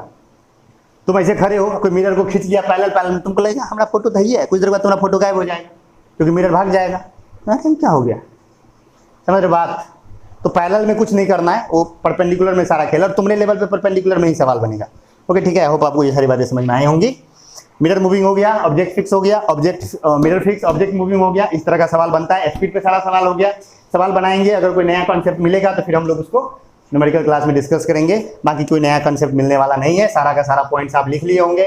आगे बढ़ जाते हैं। अब आगे क्या बढ़ेंगे? अब आगे ये बढ़ेंगे कि अगर 2 मिरर है हमारे पास और दोनों मिरर एक दूसरे से इनक्लाइंड है तो कितने इमेज बनेंगे? ये सवाल बनता है भाई। देख रहे सीधा, एक मिरर होते एक इमेज बनेगा। लेकिन देखो कई बार होता है, कभी सैलून गए जिंदगी में, गए ही होंगे सैलून बाल बनाने, 2 मिरर लगाया रहा था सैलून वाला, इधर और इधर सामने सामने, और लगता है पूरा दुनिया में हम ही हम है, दूसरा तो कोई है ही नहीं। कितने सारे इमेज दिखते हैं, तो आपको एक से ज़्यादा इमेज दिखते हैं। अब आपको सर एक मिरर में एक इमेज, तो 2 मिरर में 2 इमेज, ऐसा कोई जरूरी नहीं है। 2 भी दिख सकता है, 2 से ज़्यादा भी, 3 भी, 4 भी, 5 भी, जितना भी दिखना हो दिख सकता है। वो डिपेंड करेगा कि दोनों के बीच का एंगल कितना है। किस पर डिपेंड करेगा? दोनों के बीच का एंगल कितना है। देख भाई यहाँ समझ, लेट्स सपोज ये एक मिरर है और ये एक दूसरा मिरर है, ठीक है।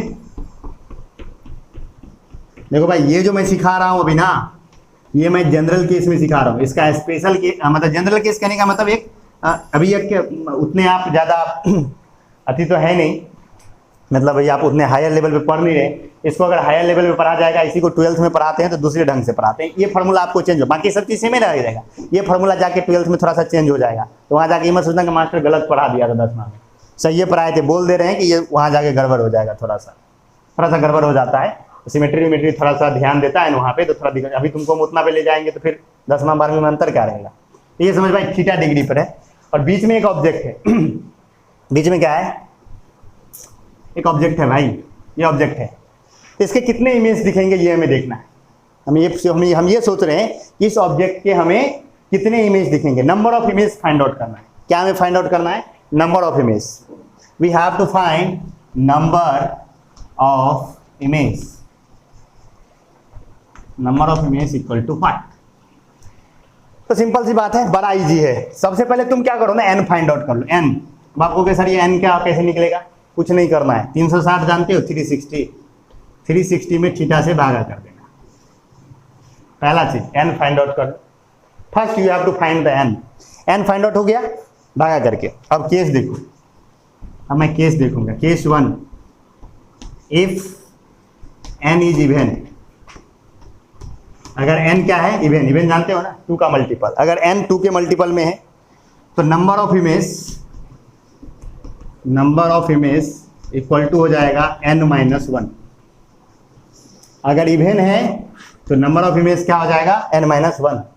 केस 2 ऑड भी हो सकता है, इफ n इज ऑड, अगर n क्या है, ऑड है, तो number of image equal to n direct, किसके बराबर, n के बराबर। और केस 3 भी होगा, यहां लिख रहा हूं मैं, case 3, if n is a fraction भी तो हो सकता है, या n is in decimal, fraction छोड़ डेसिमल में ले ले, फ्रैक्शन है तो डेसिमल में बदल सकते हैं उसको। अगर n क्या है तुम्हारा, डेसिमल में है, तो नंबर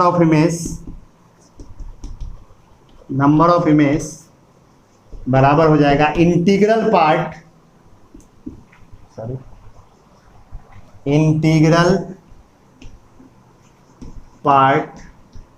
ऑफ n। n का इंटीग्रल पार्ट जानते हो, हम सबका एग्जांपल लेके दिखा देते हैं, आपको समझ में आ जाएगा। तीनों पे ले लेते हैं, जैसे लेट सपोज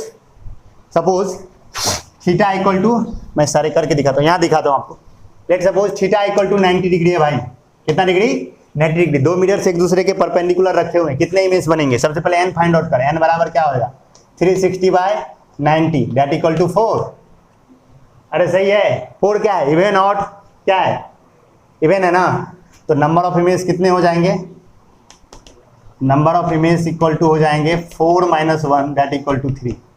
कितने इमेज बनेंगे भाई, 3 बन जाएंगे। आई होप आपको ये समझ में आ गया होगा।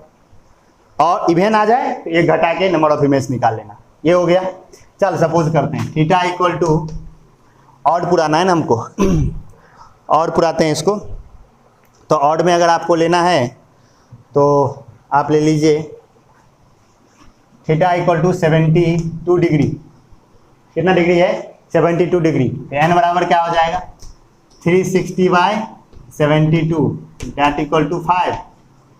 कितने हो गए, 5 क्या है, 5 क्या है, ऑड।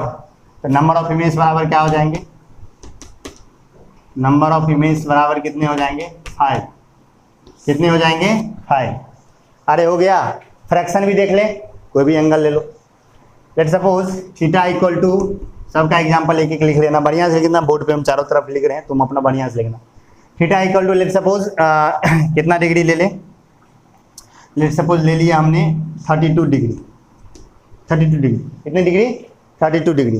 तो चल ठीक है, करते हैं। एन बराबर क्या हो जाएगा, 360/32 डेट इक्वल टू हो जाएगा कितना, 12 डिवाइड कर भाई, ये क्या हो जाएगा, 4 8 से हो जाएगा, ये क्या नहीं 4 से होगा, 4 8 जा, ये 90, ये 4, ये 45, 45/4, 45/4 equal to 11.25। This will be equal to 11.25, हाँ 0.25, हाँ 11.25। हाँ 11.25, this is a fraction, 11.25 is fraction. Decimal का इंटीग्रल पार्ट 11 है, डेसिमल पार्ट 0.25 है ना, इंटीग्रल पार्ट 11 है ना, number of image equal to 11। समझ गए बात? आई होप आपको ये समझ में आ गया होगा।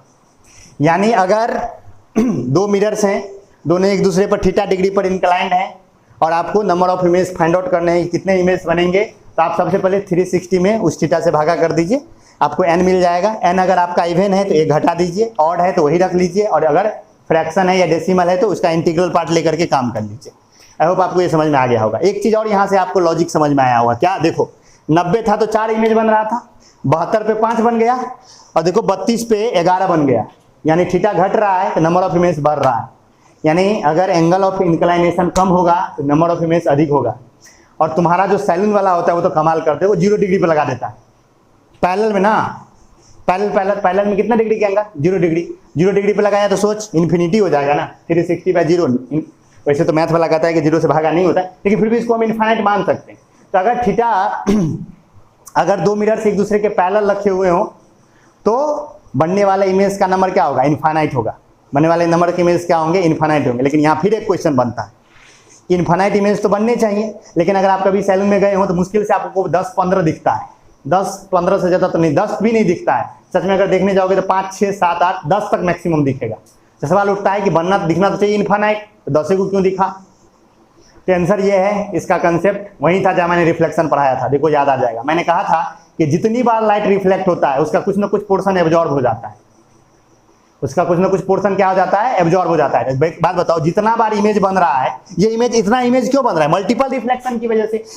इस पे जो इमेज बना उसका उस इमेज का फिर इमेज इसमें बना, इस इमेज का फिर उसमें इमेज बना, यानी इमेज ऑब्जेक्ट बन के एक दूसरे में बनाता है, तो बहुत सारे दिखते हैं, यानी कि मल्टीपल रिफ्लेक्शन होता है। तो मल्टीपल रिफ्लेक्शन होगा तो जितनी बार रिफ्लेक्शन होता जाएगा उतनी बार कुछ कुछ लाइट एब्जॉर्ब होता जाएगा, और धीरे धीरे वो इंटेंसिटी घटती चली जाएगी। तो लाइट की इंटेंसिटी जब घटती चली जाएगी तो उतने इमेज थोड़े दिखेंगे। इन्फाइनाइट देखने के लिए तो, बनने के लिए तो इन्फाइनाइट बनेगा, लेकिन इन्फाइनाइट दिखेगा नहीं, because during each and every reflection some amount of light get absorb and intensity of light gradually decrease.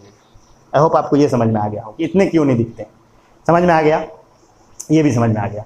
चलो बहुत सुंदर बात है। एक और पॉइंट्स हैं जो क्वेश्चंस पूछा जा सकता है, मैं उसका सीधे आंसर याद रखना है, और आंसर आप कमेंट में बताइएगा कि इसका आंसर क्या होगा। अगर आप मिरर बनाने के लिए आप जनरली पतले ग्लास का इस्तेमाल करते हैं, पतला ग्लास रहते हैं उसको सिल्वर करते हैं। अगर एक बच्चे ने प्लेन मिरर बनाने के लिए एक मोटा ग्लास स्लैब ले लिया और उसको सिल्वर कर दिया तो मिरर बन के तैयार हो गया। जब उससे वो अपना चेहरा देखने जाएगा तो उसको अपना एक नहीं कई चेहरा दिखेगा, कई चेहरा दिखेगा, जिसमें से जो उसका सेकंड चेहरा होगा, 2 नंबर वाला चेहरा होगा, वो सबसे अधिक ब्राइटर होगा, बाकी चेहरा फेंटर होंगे। यानी ये याद रखिएगा कि when a thick glass slab is used to make a plane mirror, then the second image will be the brightest image. Why? Second तो ब्राइटेस्ट होगा, ये आप याद रख लो। क्वेश्चंस यही पूछता है, क्वेश्चंस एनटीएससी में एक बार पूछा जा चुका है ये क्वेश्चन, कि मान लीजिए कि एक बच्चे ने मोटा ग्लास स्लैब का इस्तेमाल किया प्लेन मिरर बनाने के लिए, तो कौन सा इमेज ब्राइटेस्ट होगा, हम उसमें आंसर देंगे सेकेंड इमेज। लेकिन क्यों, इसका कॉज कमेंट में बताइएगा, नहीं तो अगले दिन हम बताएंगे जब हम पढ़ाने आएंगे, स्फेरिकल मिरर पढ़ाने आएंगे तो वो हम बता देंगे। आई होप आपको ये भी समझ में आ गया होगा। तो ये सारे कंसेप्ट से प्लेन मिरर से रिलेटेड कितने इमेज बनेंगे वो भी हो गया, मोटा मिरर, वो पतला इतने क्यों नहीं दिखते हैं, वो सारी चीज़ें जो बातें आपको समझ में नहीं आएंगी नोट डाउन में अपना भाषा में लिखते चलिएगा। सबकी बातें को मैं नोट में उतना याद भी नहीं रहता है, नोट बनाते वक्त क्लास में एक अलग बात होती है। हाँ, अब और अगर बात करें आप, तो ये, हाँ, एक आदमी है, उसका हाइट मान लो 6 फीट है, आदमी का हाइट मान लो 6 फीट है, और वो अपना पूरा इमेज दिखना चाहता है एक मिरर लगा के सामने में, तो कितना बड़ा मिरर लगेगा उसे? आंसर है 3 फीट का।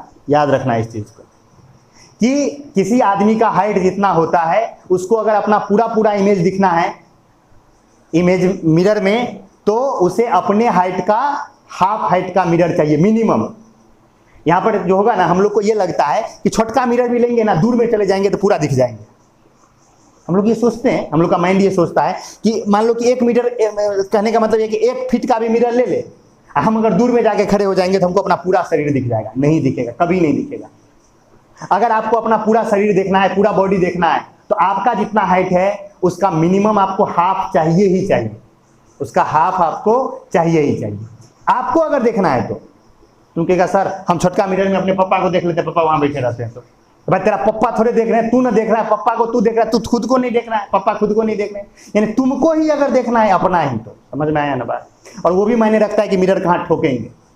मिरर ठोकते वक्त भी थोड़ा ध्यान रखना पड़ता है, कहाँ ठोकना पड़ता है ना। तो जो हमारा आई है ना, हमको ये ठोकने का भी कंसेप्ट होता है। जो हमारा आई लेवल है, हम आई लेवल से क्या करते हैं, आई लेवल और हमारा टॉप हेड जो है उसका हाफ लेकर के उस लेवल पे ठोक देते हैं।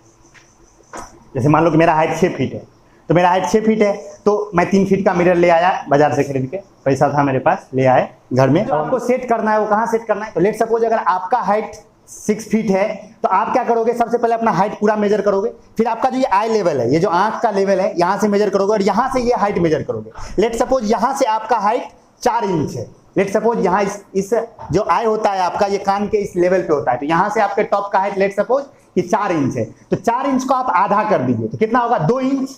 तो आप अपना हाइट जो है जमीन से 6 फीट जो कि आपका हाइट है, उससे 2 इंच नीचे आप मिरर को ठोक दीजिए, आपको पूरा दिख जाएगा। समझ गए बात। वो नहीं भी याद रहेगा कोई दिक्कत नहीं, इतना याद रख कि अगर मुझे अपना पूरा इमेज देखना है एक मिरर में, तो मुझे मिनिमम कितना लेंथ का मिरर लगेगा, मेरे लेंथ का आधा। अगर मैं 6 फीट का हूं तो 3 फीट का, अगर मैं 5 फीट का हूं तो 2.5 फीट का, अगर मैं 4 फीट का हूं तो 2 फीट का। समझ गए बात। तो घर में अगर पप्पा जी हैं जिसका हाइट 6 फीट है, अब बेटा है उसका हाइट 5 फीट है, तो 2 मिरर खरीदने की जरूरत नहीं है, पापा के हाइट का खरीद लो, तुम्हारा तो दिख ही जाएगा। अरे पापा 3 फीट वाला खरीद के लाए, तो 5 फीट का है, तो 2.5 फीट पे तो तेरा दिख ही जाएगा ना भाई। समझ रहे हो बात। तो ये सारी बातें, आई होप आपको ये समझ में आ गया होगा। और ये हाइट भी मायने रखता है, दिखता है ना कई बार, मान लो कि तुम नर्सरी एलकेजी में पढ़ने वाला बच्चा घर में है, मम्मी मम्मी स्कूल जाना है, ऊपर कंघी लेके घूम रहा है, पापा जो है ठोक दिए हैं ऊपर में जाके, बउआ को दिख ही नहीं रहा है उसमें। तो हाइट भी मायने रखता है। मिरर तो बहुत बड़ा है, वो लिलीपुटियन का हाइट मुश्किल से 2 फीट है, अब मिरर जो है ऑलरेडी उसी से 3 फीट का है, लेकिन मिरर टंगा हुआ है ऊपर में, तो उसको दिख ही नहीं रहा है। अरे समझ रहे हो ना बात। तो हाइट से ही मैंने मतलब मिरर का हाइट तो आधा होना ही चाहिए, साथ ही साथ एप्रोप्रिएट हाइट पर वो ठोका हुआ भी होना चाहिए। समझ रहे हो ना, उस फिक्स भी होना चाहिए एप्रोप्रिएट हाइट पर। तो ये सारी बातें ये याद रखिए। तो ये आप याद रखिएगा पॉइंट, कि अगर कोई आदमी अपना पूरा इमेज एक प्लेन मिरर में देखना चाहता है, तो मिनिमम लेंथ जो होगा मिरर का, या मिनिमम हाइट जो होगा मिरर का, वो आदमी के हाइट का आधा होगा। समझ गए। हाँ, हमें ये इल्यूजन लगता है, हमें ये भ्रम होता है कि छोटा मिरर में भी हमें पूरा इमेज दिख जाएगा, लेकिन नहीं दिखेगा। कोई भी मिरर होता है ना, वो जितना हाइट है उसका डबल मैक्सिमम दिखाता है। कहने का मतलब अगर 1 फीट का मिरर है, तो आपके बॉडी का 2 फीट ही कुछ दिखाएगा वो। आप पेट देखना चाहते हैं तो पेट 2 फीट दिखेगा, पैर देखना चाहते हैं तो पैर 2 फीट दिखेगा, मुंडी देखना चाहते हैं तो मुंडी 2 फीट दिखेगा। समझ गए बात। पक्का। आई होप आपको समझ में आ गया होगा। तो ये सारी बातें। हाँ, एक और है कि अगर मान लो कोई एक आदमी है, वो कहता है कि हम अपने घर में यहाँ बैठेंगे, हम यहाँ बैठे हुए हैं, ये पीछे वाला वाल तो हमको नहीं दिख रहा है, हम चाहते हैं कि सामने वाला वाल में एक मिरर लगाए और उस मिरर में हम इस पूरे पीछे वाले वाल को देख ले। तो कितना हाइट का लगेगा, तो ये वाल जितना बड़ा है उसका 1/3। अगर ये वाल लेट सपोज 12 फीट ऊंचा है, तो मुझे 4 फीट का मिरर लगेगा सामने। समझ गए बात। तो ये 2 पॉइंट्स याद रखिएगा, अपना देखने के लिए अपने हाइट का आधा, और पीछे वाला अगर वाल देखना है आपको पूरा, पीछे वाला वाल आपको पूरा देखना है, तो जो वाल का हाइट है उसका 1/3। ये 2 पॉइंट्स आप याद रखोगे। तो ये सारे प्लेन मिरर से रिलेटेड हो गए सारे बातें। आई होप आप आ गया होगा, कुछ भी छूटा हुआ नहीं होगा, बहुत सी बातें बताई मैंने आज। अब बस आखिरी में जाते जाते हमें देखना है प्लेन मिरर के यूजेज। प्लेन मिरर का यूज क्या क्या है। तो सबसे पहला यूज जो कि हम सभी जानते हैं, लुकिंग ग्लास के रूप में, चेहरा देखने के लिए। हमारे घर में हम सुबह सुबह उठ के जिसमें अपना मुंह देखते हैं, ठीक है ना, भले ही बढ़िया हो खराब हो जैसा भी हो, जिसमें मुंह देखकर तुम फेयर हैंडसम लगाते हो, जो भी लगाते हो, वो सारा मिरर जो है, लुकिंग ग्लास जो भी है, वो कौन सा मिरर है, प्लेन मिरर है। तो लुकिंग ग्लास के रूप में प्लेन मिरर का इस्तेमाल होता है। नेक्स्ट अगर इस्तेमाल करें तो बहुत सारे ऐसे ऑप्टिकल इंस्ट्रूमेंट्स हैं जहां प्लेन मिरर का इस्तेमाल होता है, जिसमें सबसे इंपॉर्टेंट है पेरिस्कोप। यू नो पेरिस्कोप, ये मैं थोड़ा सा समझा देता हूं आपको। पेरिस्कोप का इस्तेमाल आर्मी मैन करते हैं या सबमरीन्स में किया जाता है पेरिस्कोप का इस्तेमाल। एक बात बताओ बुआ, कोई भी चीज देखने के लिए क्या जरूरी है, वहां से लाइट आपकी आंखों में पहुंचनी चाहिए। कोई भी चीज अगर आपको देखना है तो आपको वहां से लाइट आपकी आंखों में पहुंचना चाहिए। तो लेट सपोज हमारे कहीं पर ऐसे फौजी बंकर है, ये फौजी बंकर है, समझ गए। ये बंकर समझ रहे हो, बंकर सामने वाले दुश्मन की गोली से बचने के लिए फौजी बंकर बनाते हैं। इसके पीछे फौजी है, मान लो सामने में दुश्मन है, तो इसको तो गोली देखना है कि सामने में दुश्मन है कि नहीं है। तो देखने के लिए ऐसे मुंडी बाहर निकालेगा, मुंडी में गोली मार देगा, फौजी मर जाएगा। अरे नहीं, तो ऐसे सिचुएशन में देखने के लिए क्या इस्तेमाल किया जाता है, पेरिस्कोप। क्या इस्तेमाल किया जाता है, पेरिस्कोप। आप कहोगे सर ये पेरिस्कोप होता क्या है, देखो मैं बना रहा हूं पेरिस्कोप। पेरिस्कोप एक ऐसा डिवाइस होगा, देखो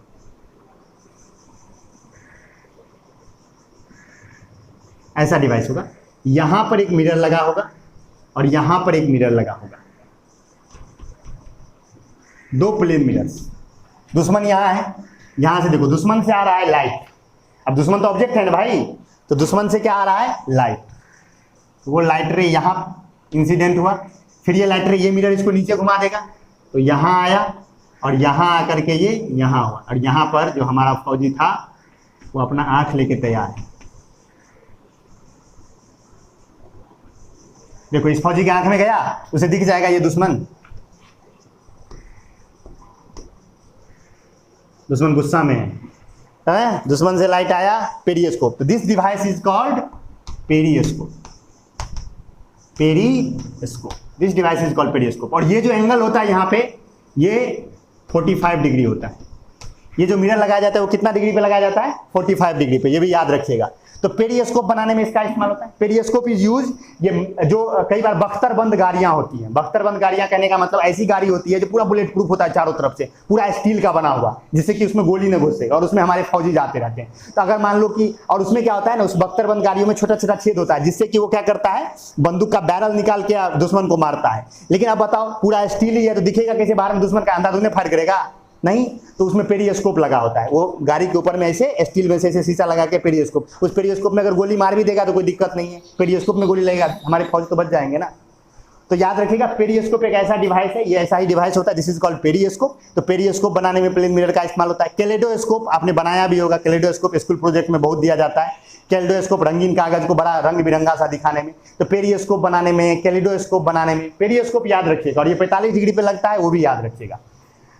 ये यूज किया जाता है सबमरीन्स में। अब सबमरीन्स क्या होती है, सबमरीन्स पानी के अंदर चलती हैं। तो अब मान लो कि पानी के बाहर देखना, सबमरीन्स में अगर हम अंदर में हैं तो क्या मुंडी निकाल के देखेंगे, मुंडी निकाल के तो नहीं देखेंगे, तो क्या करेंगे, वहाँ पेरियोस्कोप लगा होता है, पेरियोस्कोप में आंख लगा के देख लेंगे सामने में कौन है, समझ गए बात। तो सबमरीन्स में, बख्तरबंद गाड़ियों में, जो यहाँ पर सीना सेम जवान होते हैं, वो सब पेरियोस्कोप का इस्तेमाल करते हैं। आई होप आपको पेरियोस्कोप, कैलेडोस्कोप खिलौना जैसा होता है, रंगीन कागज को रंग बिरंगा बनाता है, कैलेडोस्कोप बनाने में, पेरियोस्कोप बनाने में। उसके बाद जो डेवलप्ड कंट्रीज होती हैं, डेवलप्ड कंट्रीज, इंडिया में डेवलप्ड कंट्रीज होती है, वहाँ जो शार्प टर्न होती है, अब आप ऐसे समझो रोड ऐसा है, एकदम ऐसा रोड है, और यहाँ पर एक बड़ा सा बिल्डिंग खड़ा है, बहुत बड़ा बिल्डिंग।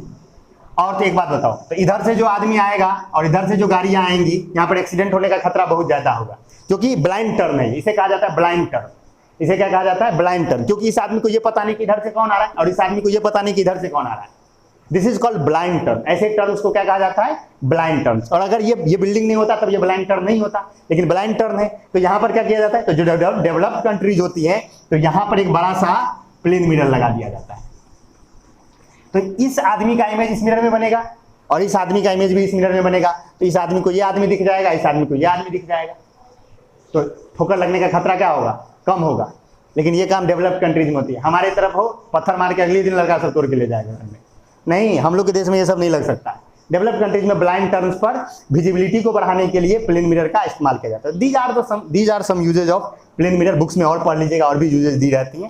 आई होप आपको प्लेन मिरर से रिलेटेड सारी बातें समझ में आ गई होंगी, सारी कुछ समझ में आ गया होगा। प्रीवियस लेक्चर में प्लेन मिरर हम 2 लेक्चर में लगातार कर रहे हैं, उससे पहले भी हमने बहुत सी बात की थी प्लेन मिरर के बारे में। तो आई होप आपको सारी बातें समझ में आई होंगी।